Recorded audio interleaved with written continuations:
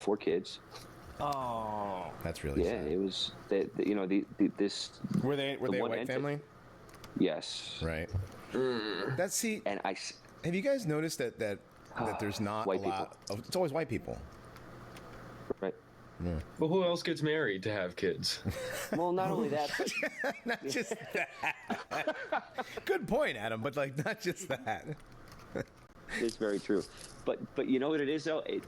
That leads me to believe, and this is my personal opinion, we're not entirely of this planet. I'm also of that opinion.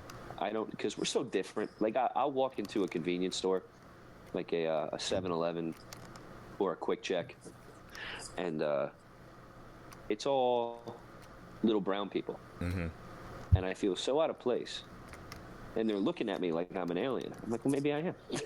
Well, you're also borderline of our topic of last episode. You're borderline Nephilim size. So what is Nephilim? The children of the gods. They were giants. So you're borderline. Really? Like, you're a big boy. So I can imagine that walking into a crowd of Guatemalans is going to be, Jesus Christ, this guy's huge.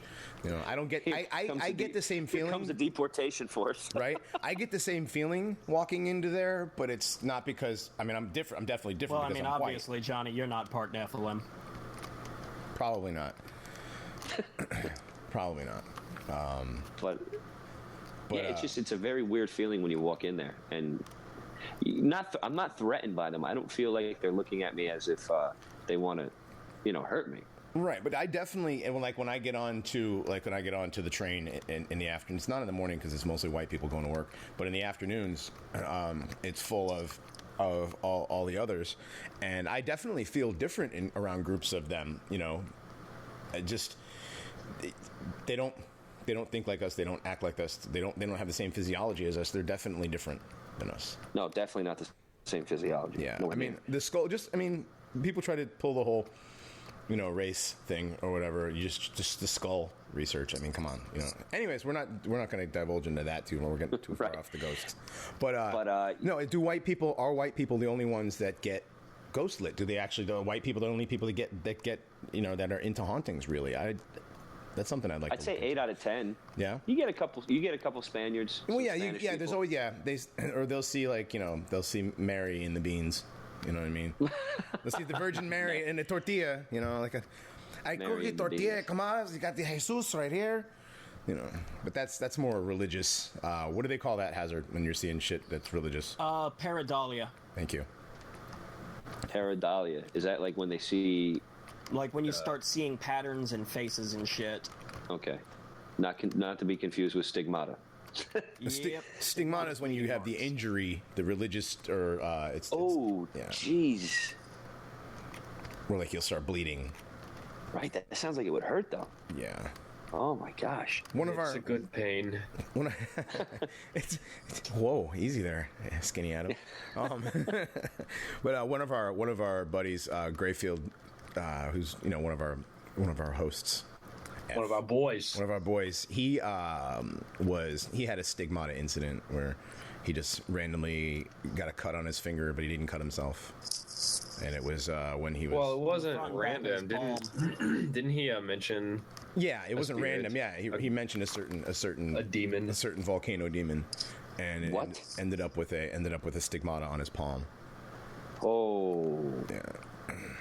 Holy smoke! Yeah, people are like, yeah, right, whatever. But right. It happened, Yeah, see, this is what I mean. 2 years ago, I would have been like, you guys are out of your mind. Mm-hmm. And now experiencing what I've experienced, I think it's plausible. I really do. I don't put anything out of the realm of possibility anymore. It's just, it's wild when you think about the possibilities that are there, because along with the bad also comes the good, as well. It's not all bad. It's not, in my opinion. Right. It's not. It would have been nice if it was a relative that was in my house. Yeah, that's something else I want to talk about a little bit, and then on the second half. Why don't we go ahead and take a little break here? And we got a new song, didn't we, Hazard? Yeah, we have another song by Hollandier, who sent us $100. He sent us a new song he made called March of the Frogs. All right. That's pretty cool. We're going to play March of the Frogs. Sounds neat. Yeah, and we'll be back in a few.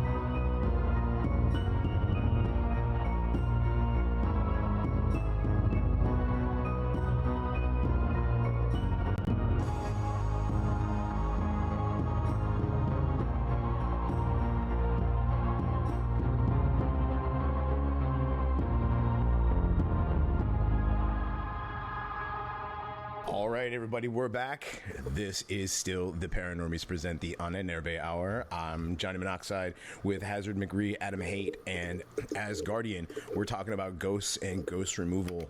That was a pretty intense story there, dude. Yeah, I really haven't shared this story with anybody. Just, you're out of fear of them not believing me. But I met Johnny not too long ago, and he was like, "Oh no, dude," he's like, "We got a Paranormies show." He's like, "I'm into that stuff." Love those kind of stories.